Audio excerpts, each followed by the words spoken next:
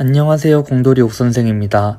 오늘은 지사트 추리 영역 중 둥근 탁자에 앉는 문제를 풀어보도록 하겠습니다. 1번 문제입니다. 먼저 문제를 읽어보면 7개의 의자가 놓인 둥근 탁자에 A부터 G까지 7명이 둘러 앉으려고 한다. 이 중 남학생은 4명, 여학생은 3명이고 이 조건에 따라서 반드시 거짓인 것을 묻고 있습니다. 그러면 일단 둥근 원탁에 7개의 자리를 그려줍니다. 원탁 문제는 이런 식으로 그려야 마주치는 사람을 찾을 때 빠르게 문제를 풀 수 있습니다. 그리고 남학생은 4명, 여학생은 3명이라는 것도 적어주고 보기에 들어가면 됩니다. 이제 조건을 살펴보겠습니다. 기억의 조건을 보면 A는 여자이다. 이 조건은 여기에 적어주면 됩니다. 그리고 다 적은 보기는 헷갈리지 않게 꼭 지워주셔야 합니다. 이렇게 지워주지 않아서 실수하는 경우가 굉장히 많습니다. 다음은 니은 조건입니다. B는 남학생들 사이에 앉는다.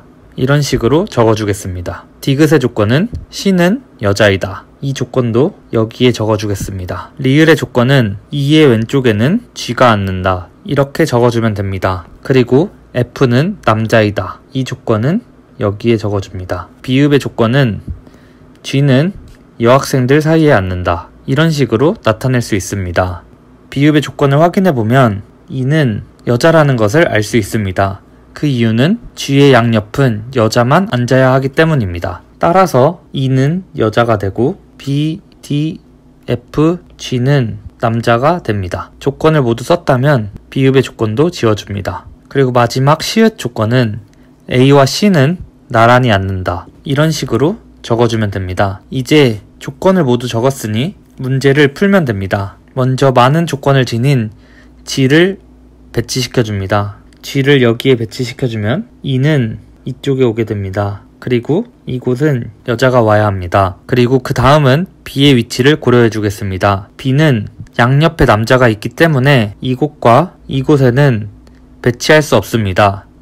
그래서 B의 위치는 여기인 경우와 이쪽에 있는 경우로 나눠서 생각해주면 됩니다. 나눠서 생각하기 위해서 똑같은 그림을 그리게 되면 이런 식으로 그려줄 수 있습니다. 그리고 마지막 조건은 A와 C는 나란히 앉는다고 했습니다. 첫 번째 상황에서는 여자인 A와 C가 나란히 앉을 수 있는 상황이 없습니다.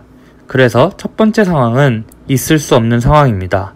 그래서 이 상황은 배제하고 문제를 풀어줍니다. 그리고 두 번째 상황을 살펴보면 여자인 A와 C가 이쪽과 이쪽에 나란히 앉을 수 있습니다. 그래서 오른쪽에 있는 경우가 모든 조건을 충족시키는 그림이라고 할 수 있습니다. 이제 보기를 살펴보겠습니다. 1번 보기를 살펴보면 B와 G 사이에는 남학생만 있다고 하고 있습니다. 하지만 B와 G 사이에는 이쪽으로 보게 되면 E가 존재하고 이쪽으로 보게 되면 여자 2명이 있습니다. 그렇기 때문에 보기 1번은 반드시 거짓입니다.